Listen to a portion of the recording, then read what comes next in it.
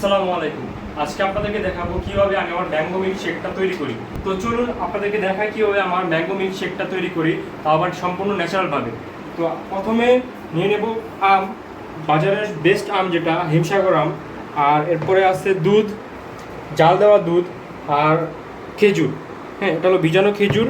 এটা একটু নরম করে নিলাম যাতে ব্লেন্ড করতে সুবিধা হয়। তো শুরুতেই পরিমাণ মতো দুধ নিয়ে নিব। আমি নিয়েছি এখানে প্রায় প্রায় 750 ml এর মতো আছে দুধ। আর নিয়ে নিব কিছু গুঁড়া দুধ, ঠিক আছে? এটাতে আছে গুঁড়া দুধ, টেস্টের জন্য গুঁড়া দুধ হালকা নিয়ে নিলাম।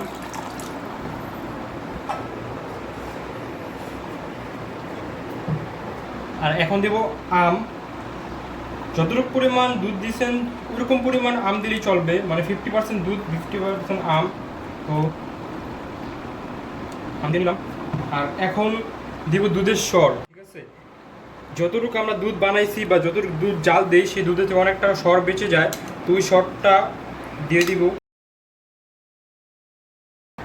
তারপর দেব খেজুর ভিজানো, যে খেজুরটা ভিজিয়ে রাখছিলাম সেটা নরম হয়ে গেছে। তো 1 গ্লাস ম্যাঙ্গো মিল্ক শেকের জন্য প্রায় 2টা খেজুর দিলেই হবে। আর এখন দিব আইস, পরিমাণ মতো আপনারা কম বেশি দিয়ে নিতে পারেন, কারণ ঠান্ডা জিনিস খেতে খুবই মজা। আর এটা যেহেতু ম্যাঙ্গো মিল্ক শেক, তো এখানে আইস খুবই গুরুত্বপূর্ণ একটা রোল প্লে করে।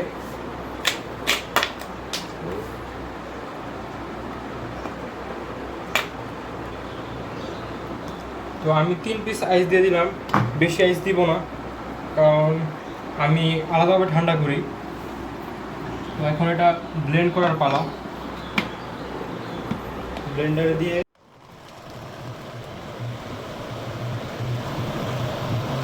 এটার ঘনত্বটা দেখুন, মাশাআল্লাহ ভালোই ঘন হয়েছে।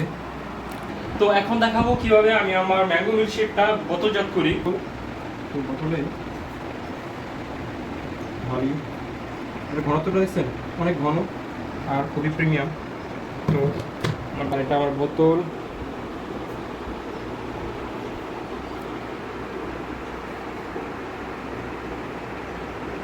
তো এই মুখাটা লাগানোর পরেই এটা সম্পূর্ণ প্রস্তুত হয়ে যায় কাস্টমারের জন্য। তো যারা যারা ট্রাই করতে চান এই ম্যাঙ্গো মিল্ক শেকটা এবং আমার অন্যান্য জুসগুলো, তারা এসে পড়তে পারেন জালকুড়ি 10 পাইপের চ্যাম্পিয়ন্স গ্রাউন্ডের সামনে।